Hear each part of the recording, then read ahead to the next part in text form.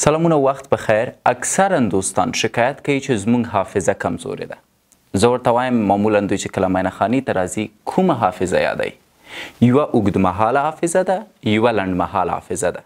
لنډمهاله حافظه هغه حافظه ده چې په لنډو وختونو کې کوم څه تاسو لیدلي یا کوم څه مو کتلي یا د کوم څه په اړه چې غږېدلي یئ هغه ستاسو په مغزو کې محفوظه ساتي. ولې که دا معلومات په مهمو معلوماتو بدلیږي بیا دا لیږي اوږدمهالې حافظې ته چې د دایم لپاره یې ځان سره محفوظ وساتي. نن د لنډمهالې حافظې په اړه غږېږو.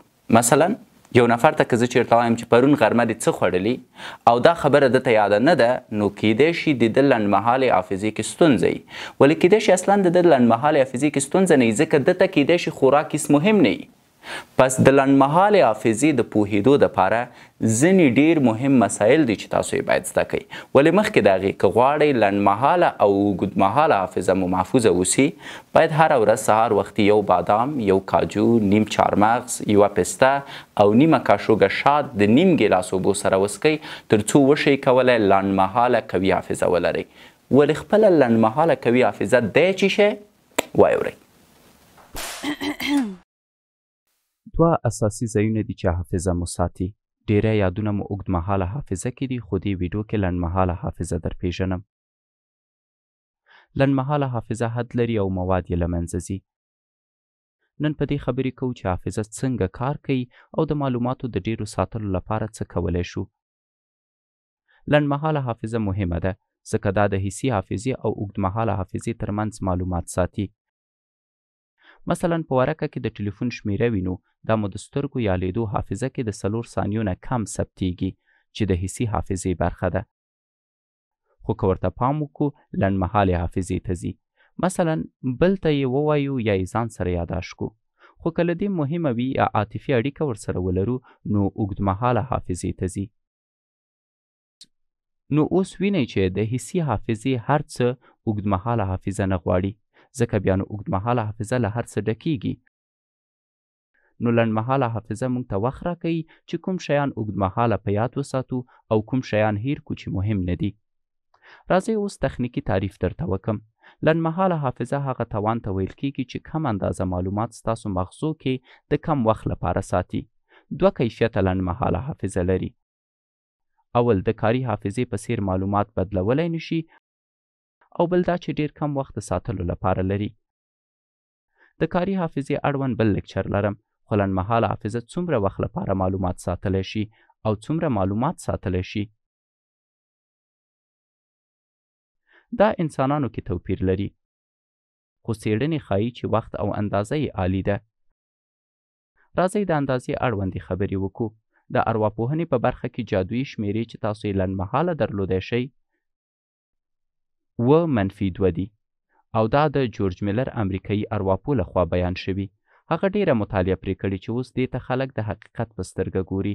خو ستاسو خپل زړه تاسو کولی شئ چې د خپل لنډمهاله حافظې د ذخیرې معلومولو اړوند آزمایښت وکئ. د ویډیو په پای کې شته. دوهم وخت دی. تاسو نهایت تر 18 ثانیو پورې معلومات دلته ساتلی شئ. که معلوماتو ته ارزښت ورنه کوئ له دې هم کم وخت کې ورکیږي خو تاسو دا وخت تر 10 ثانیو هم رسولی شئ. که چیرې دې شیانو اړوند تکراري فکر وکئ. ارواپوهان باور لري چې ستاسو وروستی شی چې لیدلی مو دی په یاد وي نسبت هغې ته چې تکراري یې وینئ. اوس چې اندازه او وخت یې معلوم شو راځئ د هیرېدو په تیوري خبرې وکړو.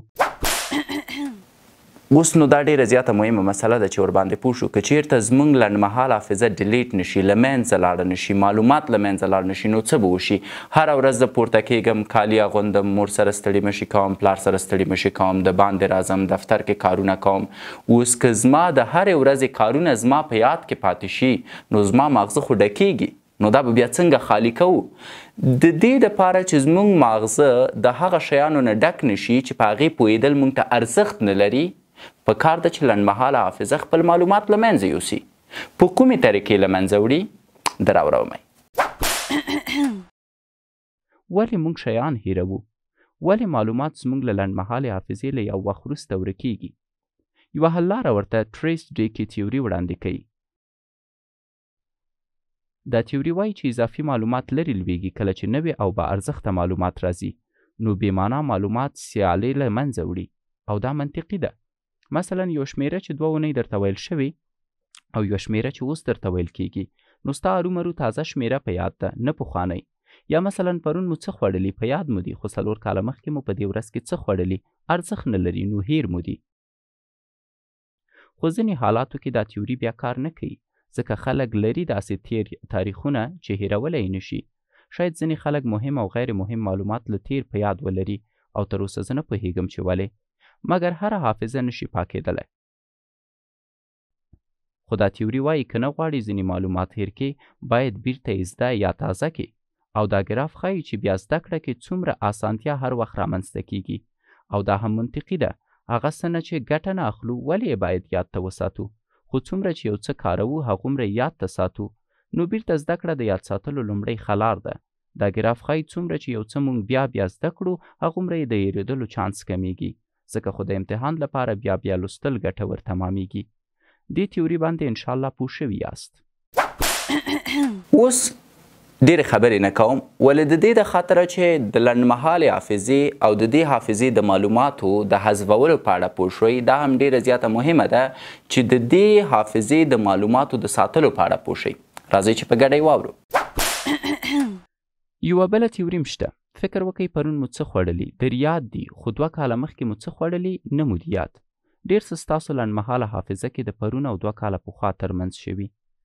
600 سباناري، 600 غرمې ډوډۍ او 600 د شپې ډوډۍ او ډېری نور کارونه چې تاسو کړي وي. ان که تاسو هر څومره هڅه وکئ خو د 2 کالو پخوا معلومات مو ذهن ته نشي راتلی. دا بله تیوري ده چې ښایي ولې شیان هیروو، یعنې موږ تیر شیان د نوو شیانو له امله پاکوو. د ګلانزین په واسطه یوه څېړنه کې یو لست خلکو ته د یادولو لپاره ورکول کیږي او بیا په 2 ګروپو ویشل کیږي. لومړي خلک شیان دفعتن یادوي، خو دوهم ګروپ ته چې د ذهن بوخت ساتلو کار ورکول شوی د لومړیو په څیر هغه لست نشي زده کوی، خو بیا هم لومړی او وروستي مواد د 2 ګروپونو یاد وي.